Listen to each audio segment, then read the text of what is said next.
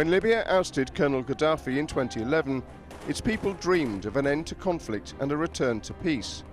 But 2.5 years later, the country is still bitterly divided, as rival militias compete with the government for power and influence. So can the warring factions be reconciled, or is the country doomed to years of instability?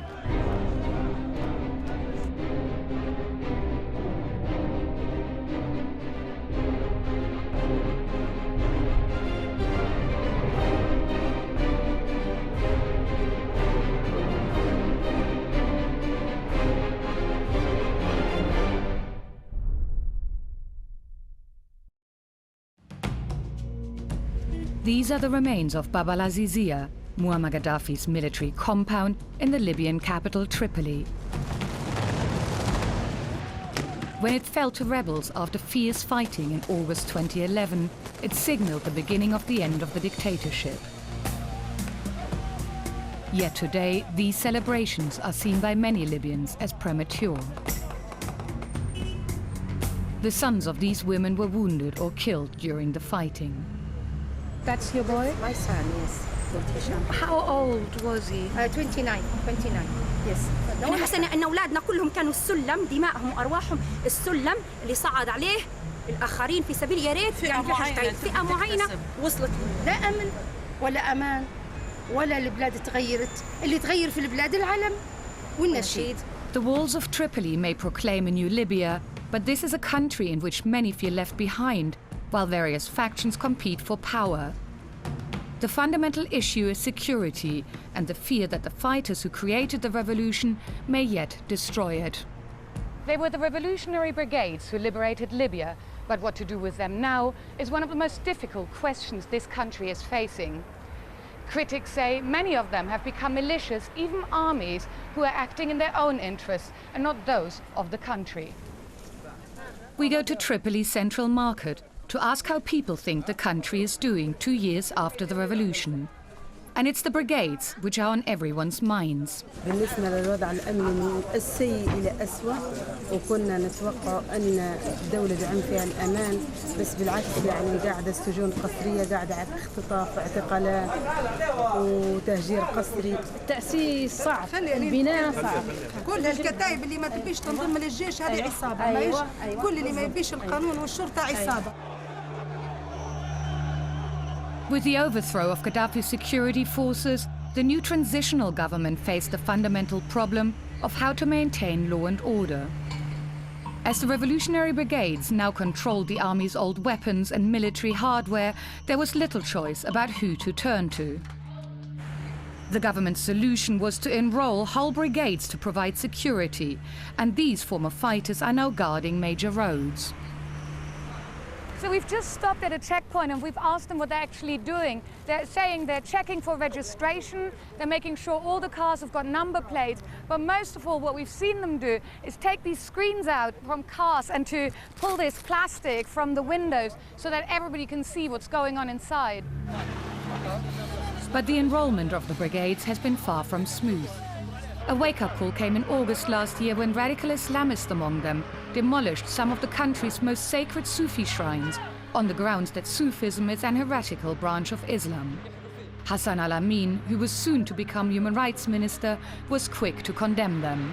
The members of those bodies are not qualified, are not disciplined, and there is no chain of command that actually can discipline them. So all what you expect is abuses are going to happen and a lot of wrongdoings is going to take place. In the wake of the destruction, politicians and members of civil society voiced fears that groups who were now under the Ministry of the Interior were being infiltrated by Islamist hardliners. A kind of dark force is trying to penetrate this revolution, penetrate this country, and take us back to the Dark Ages.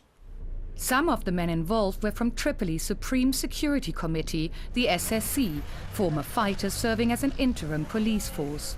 We head to their base in Mitiga Military Airport. Hashim Bishir, a former accountant and teacher of Islamic studies, is in charge of the group, making him one of the most powerful men in the capital. Is it true that some of the members of the SSC were involved in the destruction of the Sufi shrines?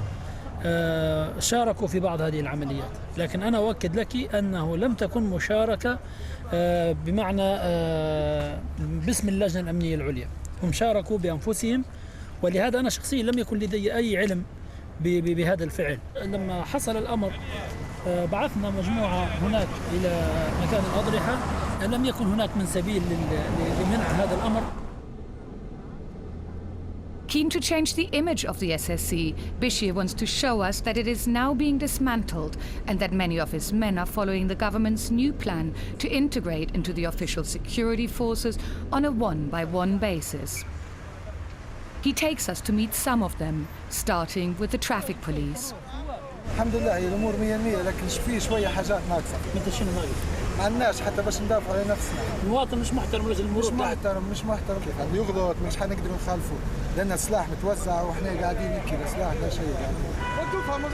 With little formal employment available, there is a long queue of those who want to join the new security forces. شنو انت مشكلتك؟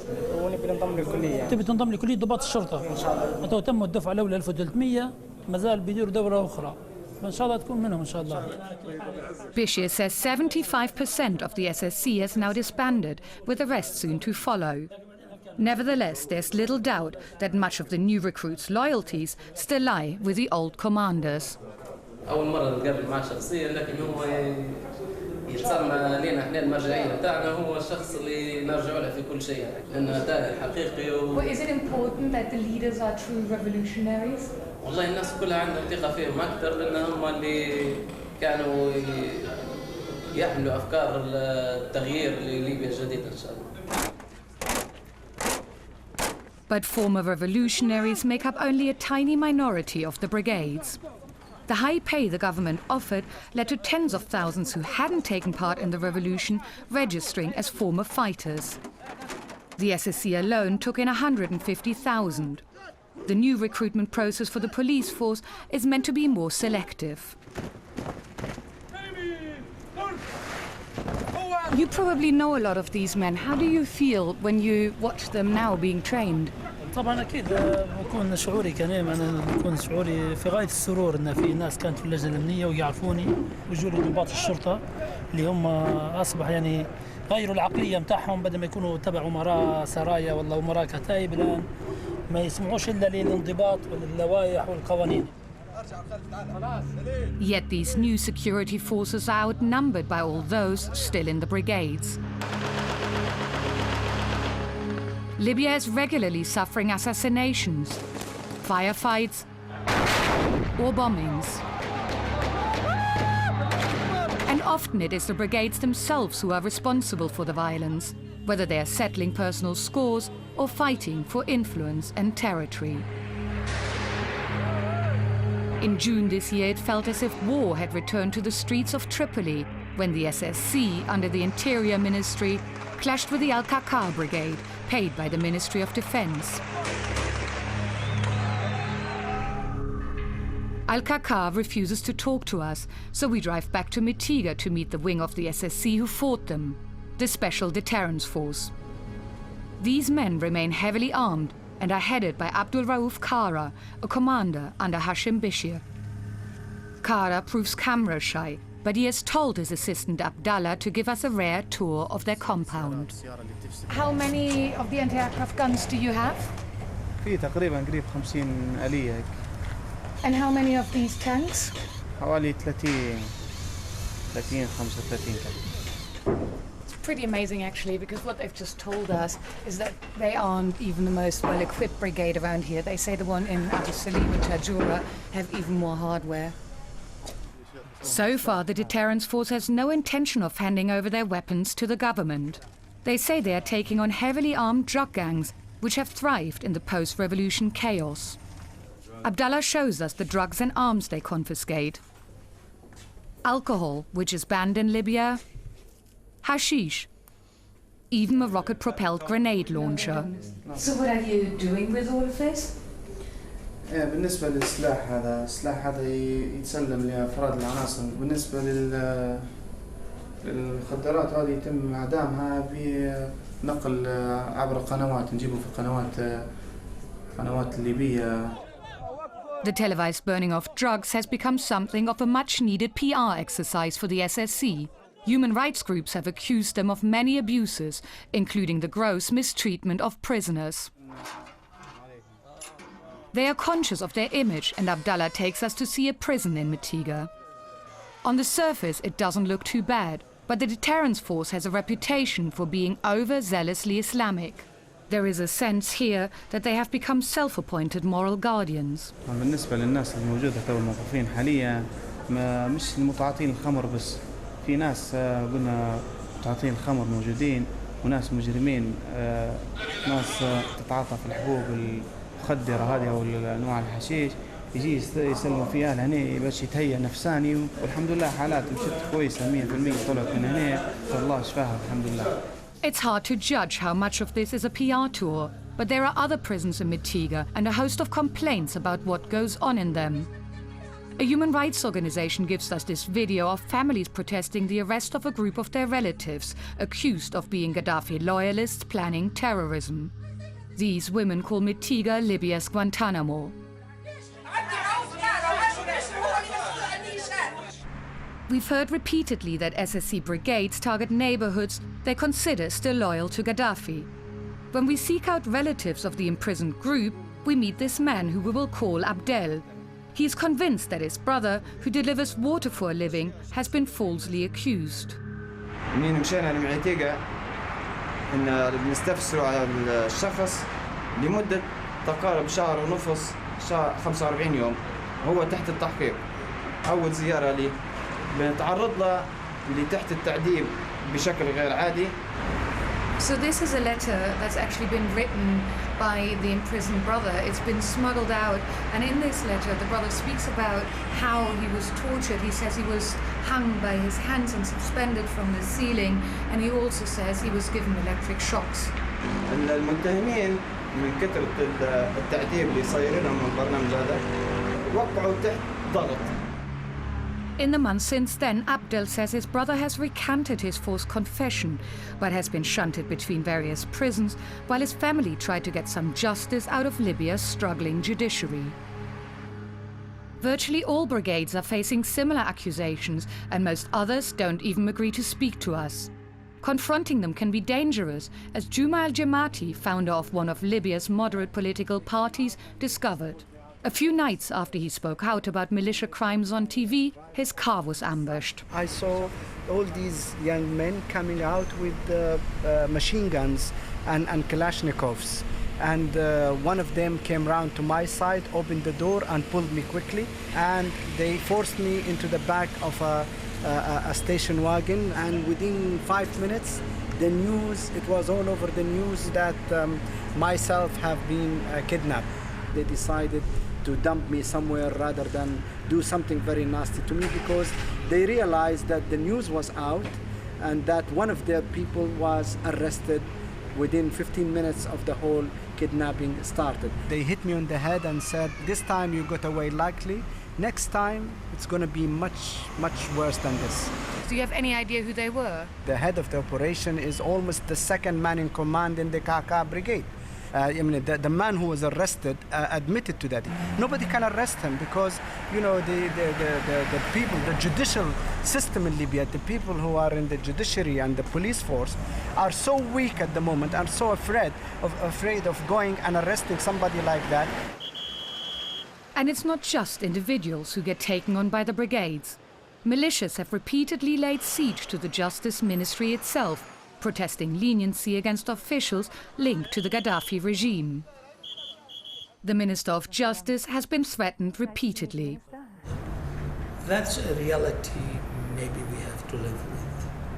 So what are the issues that you're up against? We have to build the judicial system, to restructure it, and at the same time deliver justice.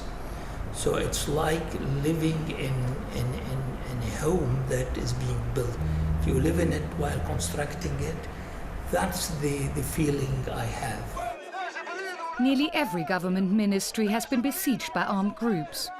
The pivotal moment came earlier this year when the Brigades took on Libya's parliament, the Greater National Congress, or GNC. MPs were debating the political isolation law to decide which Gaddafi-era officials to exclude from public office. The Brigades demanded the most draconian version of the law, which would ban anyone who had served under Gaddafi, even those who had helped the revolution. One of those involved with drafting the bill was Hassan El-Amin. I agree with them. Yes, we want an isolation law. We must have an isolation law, but one that is balanced and it doesn't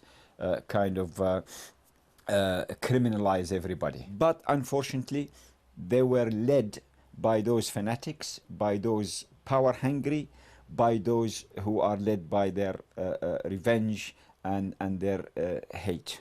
Even when the GNC decamped to a secret location to escape the intimidation, they were found out and members of the Brigades broke in. Some of those trapped inside phoned El-Amin. They told me not to come and just do what you can to get into any TV station, radio, and just tell the world that we are under siege. So El-Amin went to speak his mind.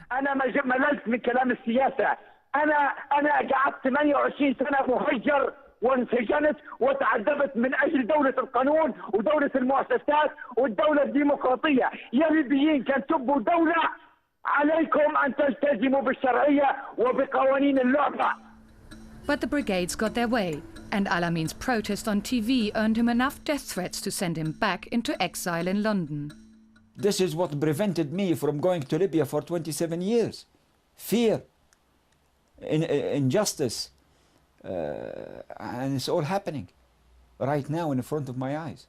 So I'm back to square one, and I'm gonna continue fighting with all what's left in me, and I'm not gonna stop. The battle over the isolation law highlighted the political struggle within the GNC between Islamist parties who supported the strictest version and their more moderate opponents, some of whom would now be ousted.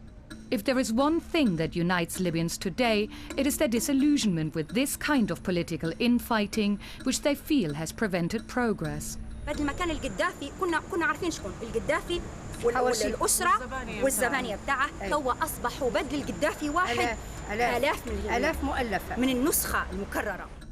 In the mountains south of Tripoli lies the town of Zintan. After the isolation law was passed, its elders invited Libya's tribes to a conference that called for the dissolution of the current National Congress. They claimed that the squabbling politicians in Tripoli were no longer equipped to run the country. Osama Jaweli, one of 4 defense ministers Libya has had since the revolution, was one of those involved. He's scathing of the main blocs in parliament.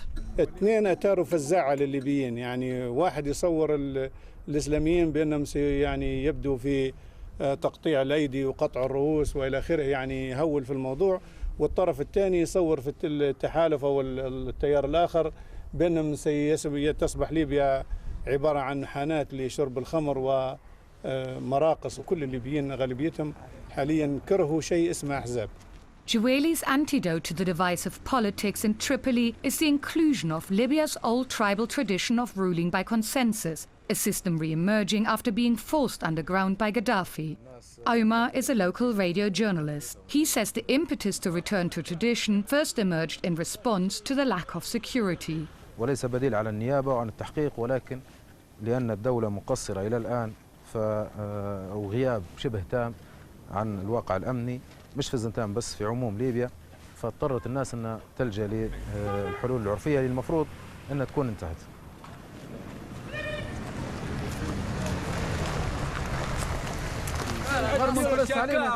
وديروا القراوير، هذم شباب البلاد محطلعنا نتكلموا عن مصلحة البلاد.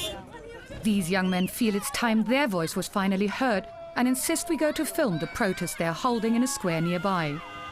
All right, my friend, welcome. Thank you. I love you. Thank you.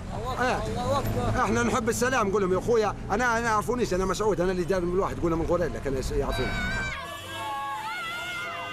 هذا الدكتور دس شفت يا دس يا دكتور بروبلم هذا يا اخوي سفيان الله صار بايع هو في راسي يا اخوي The scars of war are clearly still fresh in Zintan, and the sense of exclusion amongst these young men is palpable. Who are all these people? هذه الشهداء اللي ضحوا على خاطر البلاد. سيدي هذا والد. سيدي بويا. نحن طالعين مظاهرة للناس هذه اللي خانت دم الشهداء وشدت احنا ضد الاحزاب كلها. ولقد صبرنا ورأينا من الهولات حتى ضاقت بنا الدرعات والويلات من هذه الدنيا، ولقد ظننا أن نقل الذين وصلوا إلى المناصب أن يبذلوا في أنفسهم ما هو غالي ونقيس.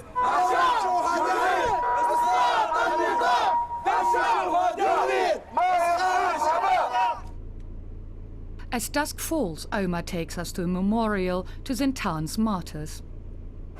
So the youth who have fought, how are they affected? طبعا في المعارك كان في اللي يموت شقيقة بجنبه، أخوه صديقه، ابن عمه جاره.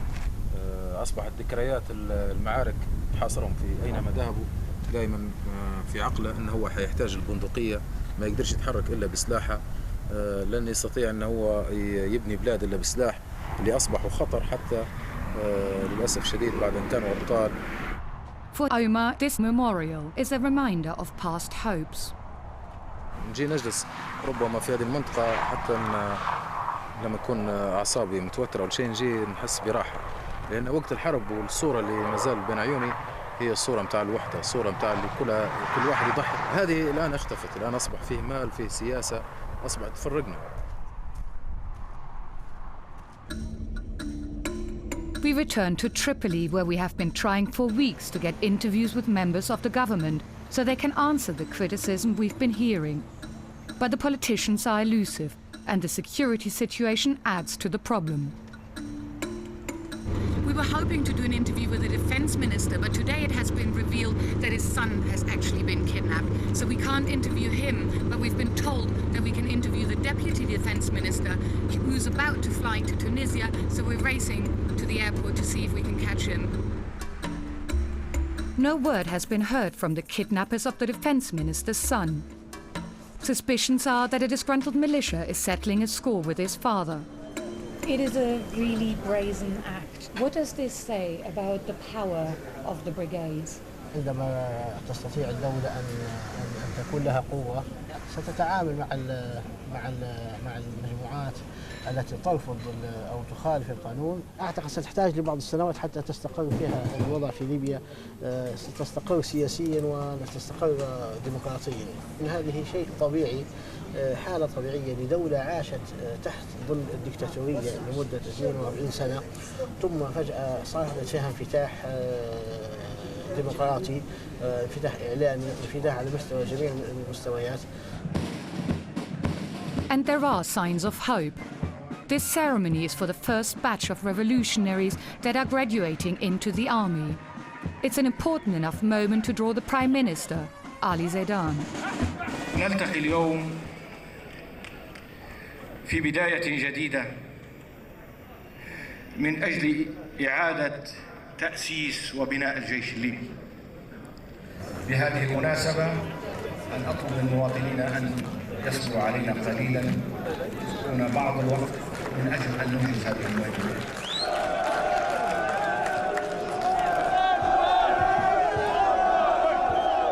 Today is a huge day for these 1,000 former revolutionaries who are now officially part of the Libyan army. It is also a big day for the Libyan government that is struggling with asserting its control across the whole country.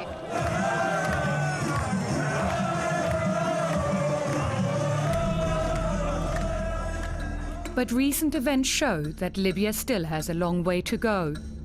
Weeks after the graduation, the Prime Minister himself was kidnapped by a militia. He was released 6 hours later, thanks in part to the intervention of Hashim Bishir and the SSC. As so many Libyans told us during our stay, the revolution was the easy part. Putting the country back together again is far, far harder.